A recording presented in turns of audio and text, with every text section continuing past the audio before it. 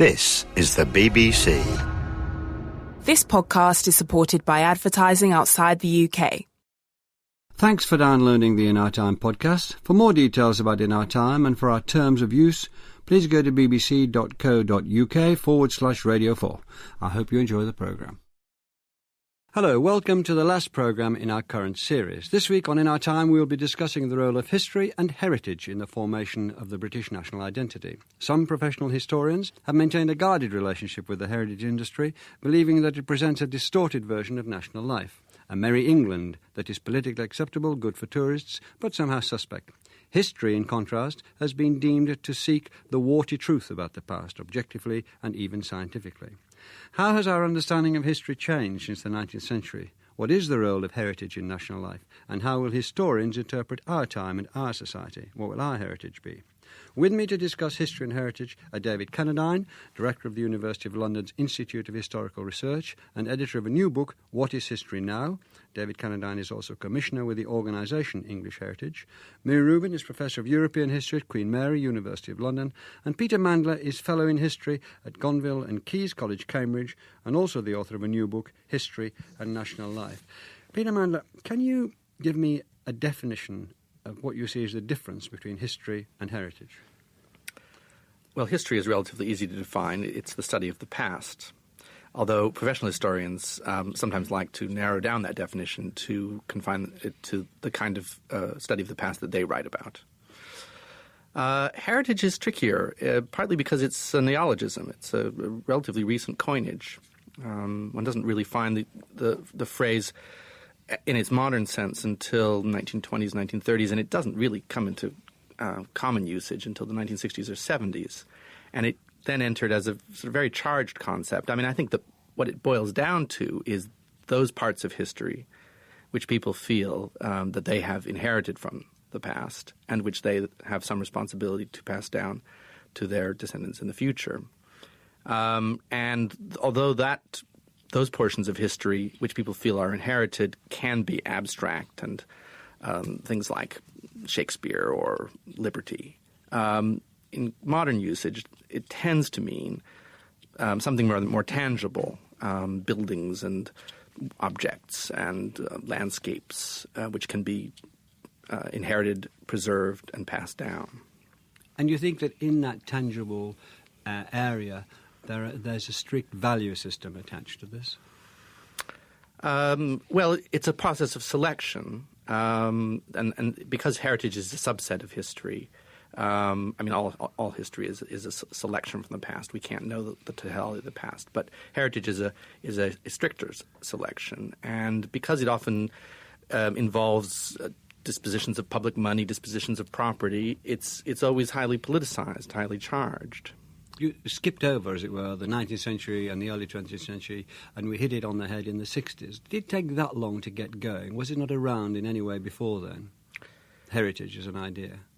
Yes, although usually not under that name. I mean, I think the 19th century was a century saturated with history, and with it saw tremendous leaps forward in the sophistication of the way that the history was practiced and in the breadth of the audience for history. And amongst the very, very many forms that historical consciousness took in the 19th century, one did begin to see, I think, a sense of heritage consciousness, though people didn't use that word. Because as early as the 1830s, people were beginning to visit places, weren't they? Yes. The public was allowed into places. Yes, and I think that the Tower, for instance. Yes, exactly. And certain groups, especially I think more liberal or radical groups, more democratic groups, began to develop a notion that there was a sort of body of property and historical goods which was the property of the people in common, that it was their national heritage which they ought to have in some way have possession of, even though much of it was owned by private owners, and that in some way they ought to be able to pass it down to the next generation, as you say, like the Tower of London or Windsor Castle. I mean, royal property was an obvious candidate. David Cannadine, you've said, I'm quoting, "The cult of national heritage is frequently blinded by nostalgia and distorted by snobbery." Can you develop that? Yes, I can. That was, I think, an article I wrote in the mid-1980s to do with an exhibition of country house art and architecture in America. And the case that I was trying to make there was that on many occasions, though not at all exclusively, the cult of what is ostensibly the national heritage, that's to say everybody's past, turns out to be a much narrower thing in practice, often defined, as one should not be surprised to discover, by the descendants of a ruling elite of an earlier era. And the artifacts which have survived from a time when the ruling elite was more powerful in an aristocratic mode than it is now, have been presented as being everybody's heritage objects, even though the fact is that on most occasions these country houses were in fact the possessions of a very tiny and privileged elite. And so the point that I was trying to get at there, which in a sense corroborates the point that Peter Manlou has just been making, is that notions of heritage are indeed politically inflected, redefined generation by generation. And in, I think, the 60s, 70s, and perhaps up until the 80s, perhaps less so now, one of the notions of the national heritage that we were all invited to believe was ours in some sort of collective sense was the heritage of great country houses, which were and still are the residue of a tiny governing elite. And that's, in a sense, an aristocratic heritage inflated or extended to become the heritage of everybody. And there is a kind of sleight of hand about that. And that was really the point to which I was drawing attention. Do you think, therefore, that aspect of heritage, still sticking to heritage rather than the study of history at the moment, that aspect of heritage did send out particular messages to, let's stick with the people in this country, that's who we're broadcasting to, about what our history was, but it was presented through heritage? I think to some degree it did. I ought to say I'm not against preserving country houses. They are architecturally rather beautiful and often have fine works of art, and the parks are very lovely. I'm not against that. But what I think we need a bit of, as it were, perspective on and a lack of sentiment on is to recognise that that's only part of what might be thought of as the heritage of the people as a whole. For the majority of people who go and visit these country houses, their forebears didn't live that sort of life. And so I'm anxious that we should be clear that what is part of the national heritage isn't all of the national heritage. There is a case, for example, that the countryside actually belongs to the people as a whole. This, of course, is an argument going back to radical polemics in the 19th century, and that we ought to think about that as being authentically the heritage of the nation as a whole in a way that country houses never have been and in fact still aren't, even though many of them are now held by something which is called the National Trust. In fact, I think the idea of the countryside as being our heritage first and foremost has grown more powerful. The idea was formalised up in the Lake District at the end of the 19th century by the buying of Friars Crag was the first one, wasn't it? And where we went from there. And that's now informed our society and our way of looking at our past very powerfully, hasn't it? I think that's right. Clearly there has always been a radical tradition about the countryside as well as a conservative one. The conservative one is landowners own land, it's their property, they look after it, they take a long-term view, keep everybody else out. But there's always been an alternative view, which is that the land belongs to everybody. God gave land to the people, a good liberal doctrine in the period before the First World War, that everybody in some sense ought to have access to the land as a whole, that the land carries a set of values to do with freedom and liberty, not to do with aristocracy and oligarchy and ownership. And there's a classic instance of a contested notion of countryside. And of course it reaches back in our history to where history becomes a sort of mythology, to the commons of England being the common lands which were taken away from people by enclosures, and the common people were referred to in medieval documents as the commons all the time. Mary Rubin, does the heritage industry, we're sticking with the heritage industry at the moment, stress continuity with the past, in your view, or difference from the past? How do you see it in that way? I think when it works, in sites where it really works, it's obviously has to be both. Because on the one hand, continuing this notion of entitlement, the issue of entitlement has to do with continuity. There are people living in these isles and they're implicated in its history, and therefore for modest payment they can enter and visit a beautiful abbey that's preserved and so on, and it's absolutely their right and it's made accessible. And I think particularly the inclusion and the interest in getting children into these places is very, very important, particularly in sites of English heritage, I think. So there is this notion, there is a continuity, there is a relevance about this. That's why we're here. That's why we choose these sites in the early 21st century. And yet, to make it entertaining, the hook that brings people in, that amazes and in a way tantalizes them, is also the difference from the past. All the weird and wonderful things, all the way in which wasn't it strange in the past, particularly, sites of, medieval and early modern interest, weren't their lives tough and so on. So there's always this level of a very deep-set sense of continuity and relevance, and yet this business of nonetheless the sort of entertainment, almost pedagogic value of reflecting on change and on difference. Do you think, therefore, that the heritage industry is going about getting at the truth in a different way from the academic study of history? It's really striking how, when there is a really good, engaging intellectual content together with a brilliant setting and accessible, sites that you can actually touch and visit and so on, it works terrifically well. And on the whole, I think, again, that, things have actually improved in the last few decades in terms of access and in terms of particularly attention to younger people. And information. And information, absolutely, and the accessibility of information and the illustration and games that are related and all sorts of other aspects that some people will call commercialization. But it's about access and about choice as well, people being able to afford these things. And the more who can do so, the better. I recently visited a site, which was quite a rare occasion, which is a medieval castle still in private hands and inhabited by a family. We paid and went in. And it was so striking how different was the atmosphere there. It was all about the hallowed past, exactly this issue of aristocratic stewardship and privilege and so on.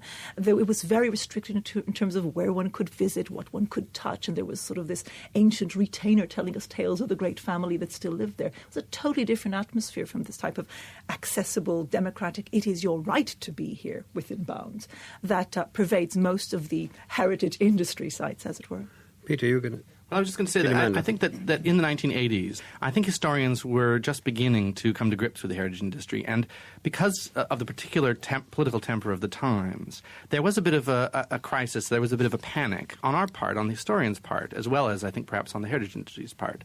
And heritage was portrayed in a very monolithic way, both by the people who were projecting it and those people who were criticizing it. I do think that there's been a degree of relaxation on both sides in the intervening 10 or 15 years. Among other things, we can see that what is on offer in the heritage industry is tremendously diverse. It's not just castles or country houses. It's also steam railways. Or it's Beamish, also archaeological sites. It's industrial sites. It's open countryside. It's moorland. It's I think that David Canada. One can see heritage and history moving closer together. It's also the case, if one thinks of the way history itself has evolved and expanded over the last 20 or 30 years, that many historians are now much more concerned with the environment, the built environment, the natural environment, than they were 40 or 50 years ago. So that there is, to some degree, I think, a convergence here of interests in a way that earlier on wasn't the case. There's also a reclamation going on. When you go to Beamish, you see shops that were built between the wars, which are there, where you pay in old pen, and little cottages with 1910, 1920 cottages that I remember. The extraordinary thing about them is like D.H. Lawrence's cottage here in Eastwood, is that they look wonderful. They look like bits of old churches. Age and strangeness, and I think that has given them an extraordinary allure, hasn't it? You look in, you go in, and you think, God, this is a marvellous thing. Whereas it was just a workaday thing, even when I was a kid. Yeah, I think there is the danger there, which, going back to this bit of nostalgia, although it's absolutely authentic at one level, there are all these things that cannot be contained, that aren't expressed in material objects and remains, people's feelings, people's fears of disease and death and so on, that in a way it's very hard for us to capture. And that's why sometimes the very good written or indeed enacted performances that you can get in these sites do convey more of the smells and the fears and, the sort of nasty aspects of life that the material can't quite capture. Okay, let's try to talk about history and identity in terms of written history. Peter Mandler, in your book, History and National Life, you argue that, this is obviously before the 20th century, the depiction of the past was crucial in creating a national identity. We had a nation, we had a history, we had a nation because we had a history. Walter Scott painted a picture of his England and Scotland, which became known as Good Old England and Scotland and Merry England and so on and so forth. Macaulay had another view and so on and so forth. What kind of audience, let's start with Scott, let's just run through two or three of these great figures. What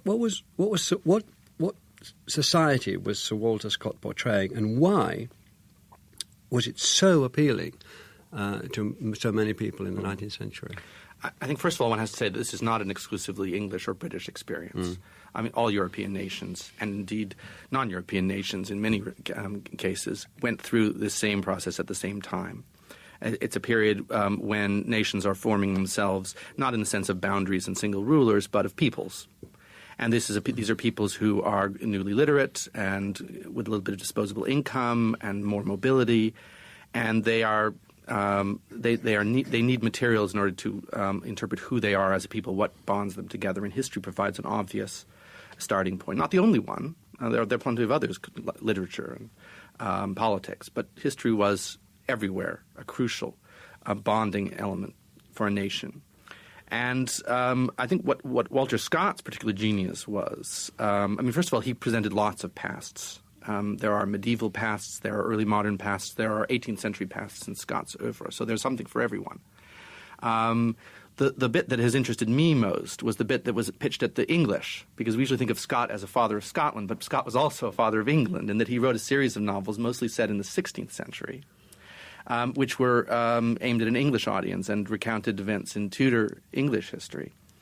And that was a period which was particularly attractive to this large, growing, newly literate, newly prosperous sort of upper working class, lower middle audience that was entering the reading public at the time, because it portrayed an England that looked a little bit like them, or plausibly was their origins. It was Protestant, it was comfortable, domestic, commercial, enterprising, heroic, and heroic, yes. And this may also have made people accept a united nation which was not democratic, in that it had leaders, and the leaders who led them on quests. David, Eric Hobsbawm wrote that myth and invention are essential to the politics of identity. But can we, would you like to talk to that, but also bring in Macaulay if you can, because move on from Walter Scott to Macaulay's view of our history? Well, I think Peter is absolutely right about the general notion that the rise of history as we understand it now is associated, not just in this country but elsewhere, with the rise of the nation-state. It's also, of course, right to point out that the sort of history he's describing is, in a way, history very unlike that we're used to now. Most of history now has some connection with what we call universities, whereas almost everybody that Peter has cited had no university jobs, not least because history and universities didn't exist. So it's a different world from our own time, because it's a popular world of history. It's not an academic sense of history as we'd understand it now. And it's also, of course, the case that these people didn't have the vote. So, in fact, it's a very different set of configurations about history, nation, people, audience, academics than we're inhabiting now. And getting from there to here is quite a complicated story that I'm sure we're going to get into. Eric Hobsbawm, of course, quoted in his book on nationalism Renan, the French historian, who said that being a nation means getting your history wrong. And that quote has had a lot of life to it of late. And I suppose the point that's being put in there is that nations, one aspect of being a nation is composing a narrative about how a nation came into being, which is bound to be selective. It's bound to have good guys and bad guys. It's bound to have heroic moments, which might not look like that if you're on the other side. Clearly, Trafalgar and Waterloo were part of the history of the British nation and play out one way. They play out rather differently across the Channel, and I suppose that's what Eric Hobsbawm thought Renan meant.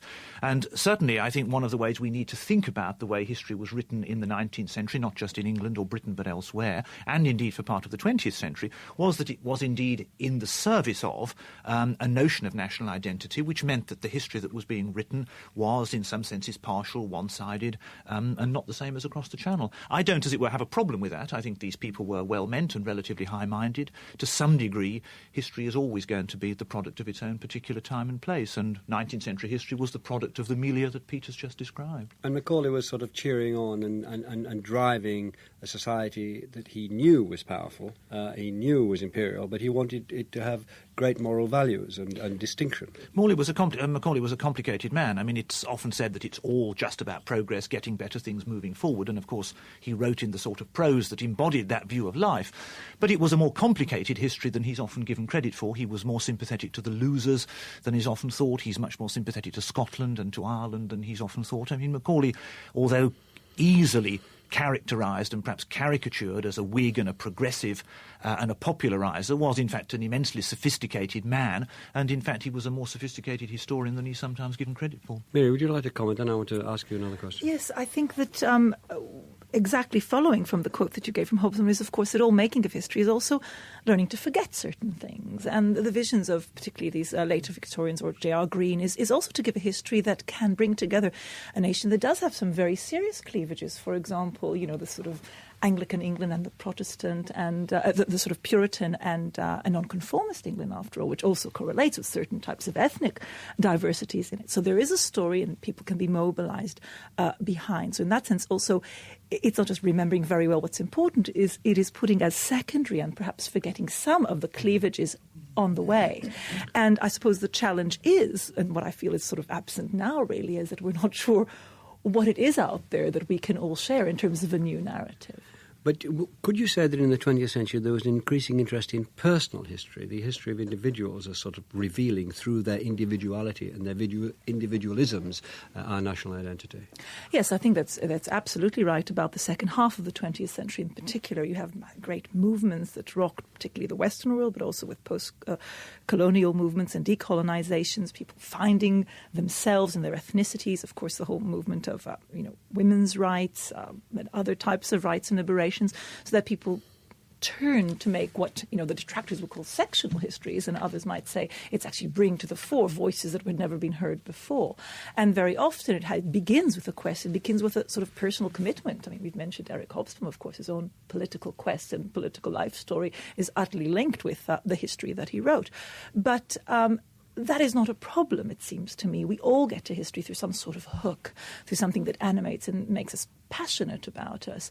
And if people enter through that and find ways, to articulate that and to fit it into a larger story, that's absolutely fine. And if it means it also brings people who aren't historians into the quest for their family or their locality, everything ultimately, be it, Christianity or any ism that we can think of, is always something that people can somehow find through which they can find a link of their own experiences with a larger, bigger story. So in a way, finding that, reaching history and historical understanding through something that's maybe personal is not a problem. People have always done it. The quest for the individual to become the universal.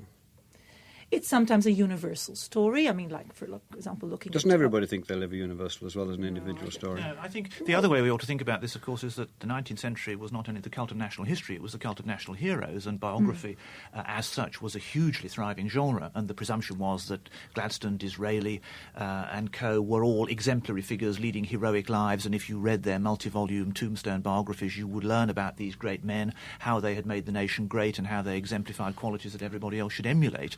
And that, of course, world survives even beyond Lytton Strachey's eminent Victorians in the interwar years.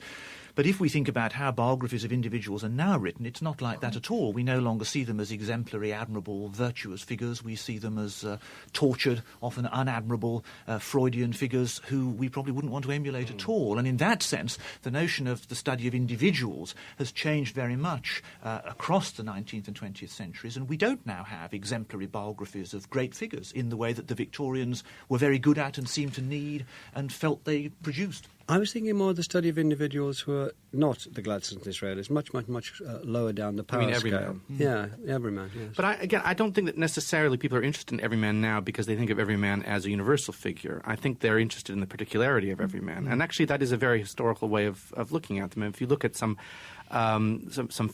very influential late 20th century works, even of academic history, like Carlo Ginzburg's The Cheese and the Worms, it's a story about A. Miller in early modern Italy.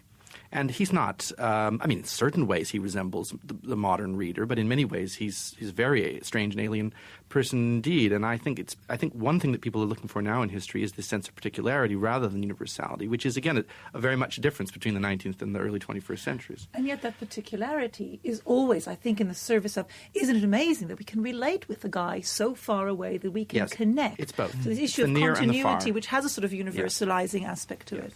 But we're no longer as in awe of general systems of explanation to do with the economy and society, which in an earlier era meant that we had this sense of broader, deeper forces driving the historical process forward, in which individuals could be, in some sense, situated and understood. A large part of that seems to have been thrown out now, so we're left, as it were, with the individuals, and that's, I think, part of the appeal of them.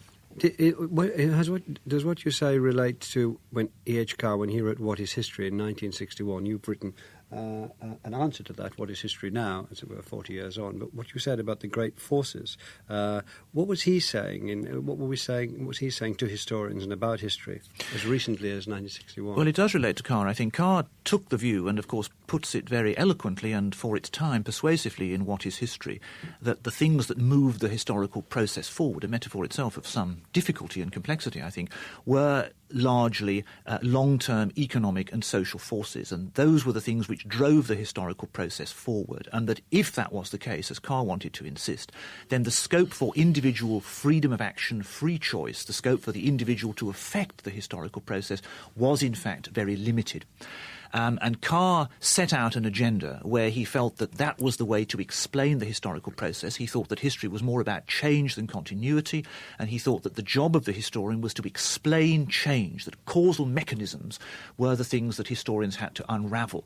And as far as he was concerned, the major causal mechanisms were the economy and society, and in that, the role of the individual was very limited. And that, of course, in fact, is a very similar view of history to that which Fernand Braudel was putting forward across the Atlantic at the same time. What's your reaction to that in terms of history now, Peter Mann, today? The way it's being studied now. David's collection of essays is partly an answer just in its very structure. It's a dozen different essays about different aspects of history, because there really is no single discipline any longer. There are a multitude of fragmented subdisciplines. And that does reflect, as David was suggesting, a sort of disenchantment with the big structures and the big stories. I think it also reflects, to some extent, the diversification of the audience of history. I mean, people have many well, first of all, we have an audience now. When Carr was writing, he was writing for academics and their students. And, for instance, in a publishing environment where virtually the only history books being published and read were textbooks. Today we have an audience of millions, and as a proportion of all the books published, history represents a higher proportion than it has done since the Victorian times. So we have this huge audience, a very diverse audience. They want lots of different things from history. We don't give them any one thing any longer, nor should we. Mary Rubin, do you think the present and the last few decades could be characterized as decades where cultural history began to come to the forefront? And if so, can you describe what that is in your view? Yes, I think I think that's absolutely right. And I wouldn't like people to think that cultural history means the history of high culture, as it were, Kultur, works of art, things that end up in museums and so on. It's rather a turn towards the making of meaning. That is to say, how people live their lives. Everybody had a culture. Culture is the way in which people understand the world around them. It's a set of assumptions that they inherit from religion, from family, from community, and so on. And that when we take that on board and we try to investigate it, that is really the way in which people experience even the really great big concepts like monarchy, like nationalism, and so on. It's always has, in some way, it is made culturally available to them in their own lives. So the cultural history tries to attend to how people make meaning and participate and communicate meaning, and also how meaning is penetrates through various sort of social milieus. So it's both about the construction of ideas, about monarchy or the church, but also how people perceive them, engage with them, and use them. Would you say that feminist historians have taken a particular interest in cultural history? And if that's so, why do you think that's so?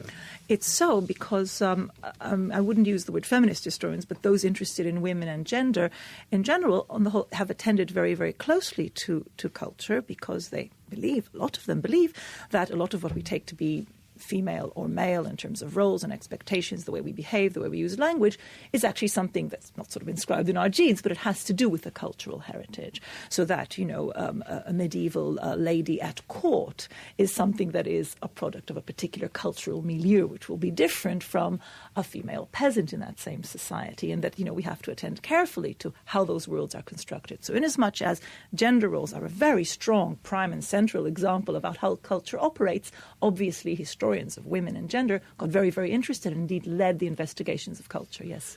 Peter Mann, do you want to answer that? So I want to ask you another question. Please do. What lies behind a lot of this is the growing interest over the course of the 20th century, particularly in this country where it was rather backward to begin with, in human psychology. That one of the reasons why history and biography were separate genres in the 19th century is that historians didn't think it was quite decent to be exploring the inner lives of their subjects, except on the sort of 1066 and all that level, good king, bad king. Over the course of the 20th century, historians have extended their reach to the inner worlds of people, and women's history has been and gender history has just been one aspect of that, I think. David? The other change here, which, as it were, adds to the case that Miriam and Peter are both making, is that when Carr wrote, the disciplines that most influenced history were economics and sociology, and that gets you to the Carr model and the causation model. The disciplines that have most influenced history, I would have thought, over the last 20 years, are indeed psychology and anthropology. And that, I think, explains partly the shift from economic and social to cultural history, and the broader shift shift from a concern with causes and explanation to the concern with meaning and understanding, which is largely, I think, what cultural history hopes to do. It tries to explain how earlier societies understood themselves. And it tries to get us into that. And that's a very different notion of what history ought to be doing from that which Carr set out in the 1960s. Do you want to say? I want to ask Peter. I say that a crucial term here is, of course, the issue of experience. And how do you get at the experience of people in the past? I mean, how do you get it at all? Because there are those who never wrote, who never left traces. But even those who wrote consciously, is that the proper portrayal of their motivations and their experiences and so on? So it also meant historians engaging with literature in a wholly new way, with art in a wholly new way. And it has been said psychology, psychoanalysis, literary studies and anthropology have been really helpful there. Peter Manley, you argue that people are increasingly less interested in issues of national identity. I think that might surprise a lot of our listeners. It rather surprises me. So the obvious question is, how do you account for the intense interest in national history that we find in what we started to talk about at the beginning of this programme, the national heritage, and from Durham Cathedral to Beamish Long Road, and so on and so forth? Well, first of all, I think when I said that people were less interested in national identity, I was comparing us with the Victorians, for whom I think national identity was almost everything. And then we went through an intervening period of doubt about whether history was relevant to national identity. I still think I would say that today that national identity doesn't have nearly the prominence in people's historical imagination as some commentators suggest. First of all, one reason why the heritage industry is so popular is that it offers things near to hand, places to take your kids on a rainy day. I mean, it's the environment in which we live, and it's England or Britain is the place where we live our lives, and therefore British history is both near at hand and also easy to understand. But if you look at the things that interest people when they're exploring, as they are increasingly, it's Aztecs, it's Alexander, it's archaeology. I think only about a third of the titles in history published today are published in British history, and they're not necessarily the most popular titles. Simon Schama is, of course, now famous because the BBC has made him so as the historian of Britain. But Simon Schama got his academic reputation and also his popular reputation as an historian of 17th century Holland. And I think that, if we look at the range of histories that people are interested in the marketplace, we see that Britain doesn't have a particularly high profile. And if we ask people also what their identity is, I mean, moving to a slightly different level now, I mean, when opinion polls just discuss people's identity with them, they do say that national identity plays a relatively small part in their lives in comparison to other things that excite them: their families, their communities, their values, their faiths, their travels, their readings. And nation does not have, I think, the same prominence in people's inner lives that it did in the 19th century. Well, that's a very stout defence of your opinion. Can we ruminate about this a little bit? Miri, I'll go to Miri first. Well, yes, you, I mean, it seems to me if we think of the young people now in their 20s and 30s and how they're sort of, when they become the great expensive book buyers, as it were, as they get older, because on the whole it's sort of older people who buy these sort of historical tomes. These are people who've travelled massively. I mean, we know young people today travel. There's parts of the world that definitely weren't part of every, young adult's life when I was growing up, like Asia, America, and so on, are absolutely there on the agenda. I mean, in terms of our students' course choices, American history is a thundering success. So I think that will follow through. And alas, Nazis. Well, I mean, in any case, it is definitely not around the British experience. And we are, of course, dealing with a generation that is becoming now 3 generations away from that great moment of national pride, which is the Second World War, and everything that represented and which empowered so much in this country in terms of, everything from the welfare state to other aspects of culture. It's also very important to notice that the fact that there are so many more people doing history now and so many more varied sorts of history inevitably takes us away from the world that Peter Mandler described, where both popular history in the 19th century and academic history in the first part of the 20th century was mainly built around the notion of the nation state. But cultural history, women's history, social history, economic history are not primarily about the nation state in the way that political history by definition is. And I think the diversification of history, the enriching of what historians actually think in the past is worth writing about, has of itself resulted in a sense of history as not being entirely or primarily about the nation state at all. I think it's fair to say that national identity is going through something of a crisis, but that doesn't mean it's becoming more important. the crisis may mean in the long run that it becomes less important. And therefore there's a lot to talk about on the political level, the England, Scotland, Wales and Ireland question, or the Europe question, or the America question. And it's not clear what England and Britain mean, but that doesn't mean that we have to sharpen our understandings of those things. It might mean we will dull and blur them. The other thing which has to be factored into any discussion of national identity is the other buzzword of now, which is globalisation. And there's clearly an interconnection here. Miriam I was think one hinting at cannot that with the discuss travel. I find my own national children, identity they've been without globalisation. And They've there's seen more of the obviously world than some I have. interconnection here. There's a wholly separate discourse going on at the moment which says that globalisation is everything and the nation-state is finished. And somewhere in that, this issue of national identity occupies a rather small and unclear slot. And I think one cannot discuss any of this national identity stuff without some reference to this other dialogue about globalisation, which it's obviously connected to.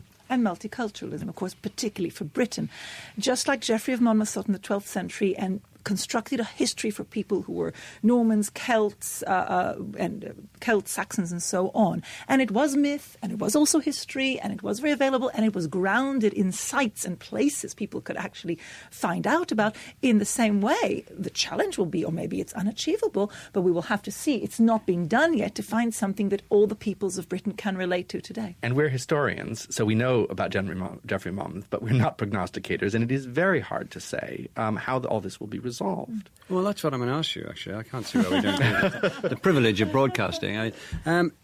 There will be a feeling, I would have thought, and quite legitimate, because of Simon Schama's History of Britain and books like Anthony Beevor's Stalingrad, that the idea of the idea of narrative history and the drive with great people doing these things is alive and kicking, and that is the way that it's going still. Can you tell us if you think that's right? And if not, where is the Academy now, as it were? The Academy is kind of everywhere. I don't think... I mean, your account of, as it were, Simon Schama and friends doing splendid, magnificent, best-selling narrative history is, of course, right. That's always been true back to Macaulay. But it comes back to this point that we really can't lose sight of. There are just so many more practising historians, both within universities and outside. And inevitably, it means that the subjects they write about, the modes of exposition they use, the approaches they adopt, are going to be much more varied than ever before. So there's lots of narrative history going on, arguably better than it's ever been before. There's lots of other sorts of history going on as well, and it's going to be like that, and some are good and some are bad in each different mode, and I'm not willing to offer any prediction as to what the next fashion will be. It's a very varied enterprise. It's so varied we can't know where it'll go, but I think variety is to be welcomed.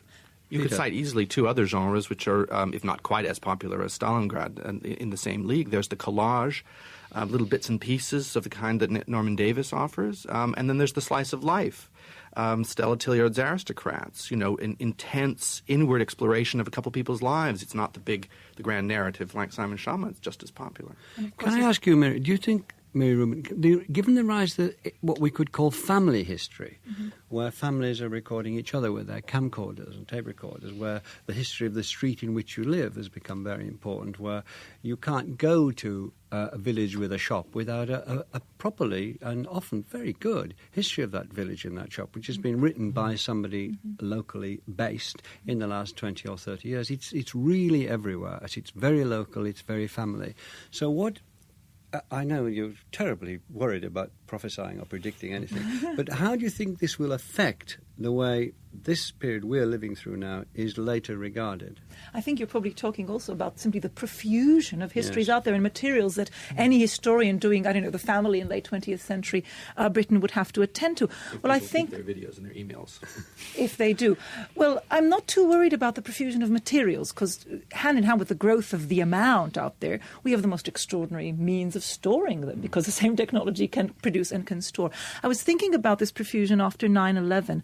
How, if I was in charge of the history project in New York, if I was a historian or a curator, what do you keep? What do you dispense of? Where do you begin to select? So the process of selection will always be there. The historian who will write about late 20th century Britain and the one who will have the most poignant insight will probably be the one who will be able to create a causal as well as a narrative link between that little village shop in Cumbria and, say, government policy on the family, economic trends, who will be able to not use one type of material, which is usually what local historians do, but to bring them together in a meaningful set of interactions. Because, of course, the shop in Cumbria might be very local, but it's deeply affected by taxation, by all sorts of other things that are happening, and indeed global trade.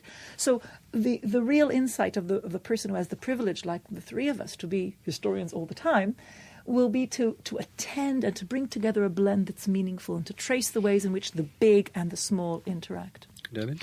Well, here are two predictions. One is that there is no guarantee that the number of people writing history and reading history, and I think both are unprecedented at the moment, will continue. I hope it will, and I hope it will grow. But we need to be clear that the number of people writing history and reading history now is unprecedented, it seems to me, in the whole history of this country and many others. Why do you think I hope that will continue. Well, the reason at the moment is because we do live in a world, however unsatisfactory, where we have a state-supported intellectual class. There are 3,000 people teaching history in universities in this country at the moment. There is no precedent for that. It's only been true for the last 20 years. There is no guarantee that it will continue. If it does continue, the number will go up and things will, from our point of view, get better. If, as I fear it might, it goes down, then 20 years from now people will look back on this as a halcyon time and golden age when there was more history than ever before or since. The other thing I think we need to bear in mind is that just as we now look back on Carr in the 1960s and think it was all terribly time-bound and maybe these lumbering causal mechanisms of economic and social change don't seem the way we would do history. So I think in 20 or 30 years' time people will look back and say cultural history, yes, it was good, yes, it was interesting, but there were all these problems with it. It couldn't explain change. It celebrated esoteric figures rather than giving the broad picture. It was often indifferent to the material circumstances of life. How much wiser we are, our forebears will say, than those people blundering around in the early 2000s, just as we are on occasions inclined to think that about Carr. Peter? And one other thing, that if the world gets a lot more exciting, if we have cataclysms and world wars, interest in history will decline. There's some evidence that during the period of the two world wars, people had too much history in their lives. They didn't want to read anymore. Let's hope, for all of our sakes, that the world doesn't get exciting in that dangerous way and that history prospers. Well, I think you made a fair shot at it today, so thank you all very much. This is the last programme in this series of In Our Time. We'll be back on air after the summer. If you'd like to hear some of the programmes from this series again, you can listen to them in full by logging on to the Radio 4 website. Thank you for listening. Thank you for all your letters and all your comments. We hope you've enjoyed this Radio 4 podcast. You can find hundreds of other programmes about history, science and philosophy at bbc.co.uk/Radio 4.